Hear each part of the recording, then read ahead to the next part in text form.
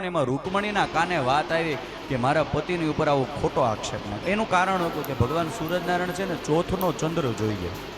શાસ્ત્રમાં લખ્યું છે કે ભાદરવા સુદ ચોથનો ચંદ્ર જોવાય નહીં. જેથી તમે ચોથનો ચંદ્ર જોવો એટલે તમારી ઉપર આળ આવે.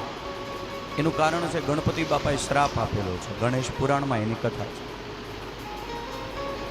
જો ચોથનો ચંદ્ર જોવાઈ ગયું હોય તો એનાથી મુક્ત થવા હાટું શું કરવાનું?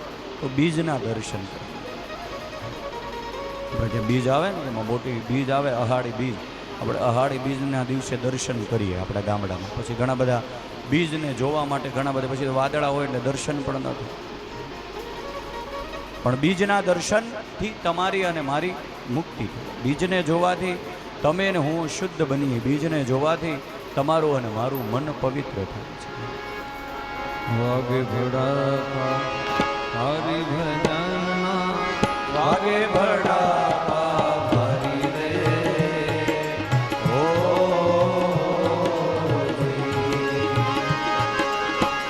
વાગે ભડાકા હરિ ભજનમાં વાગે ભડાકા હરિ રે ઓ પાર્વતીના ગણીને સમરું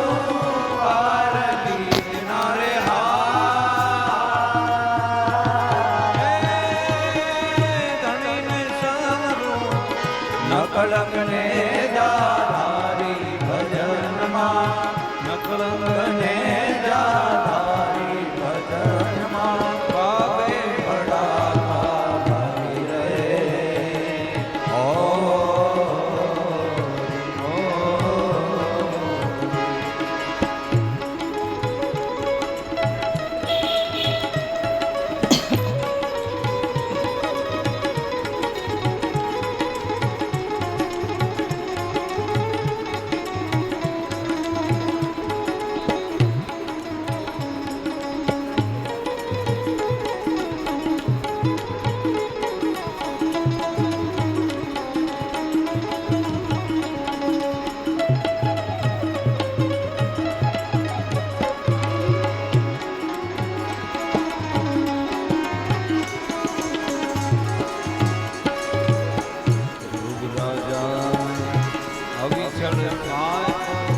પ્રહલાદ ગારું પડ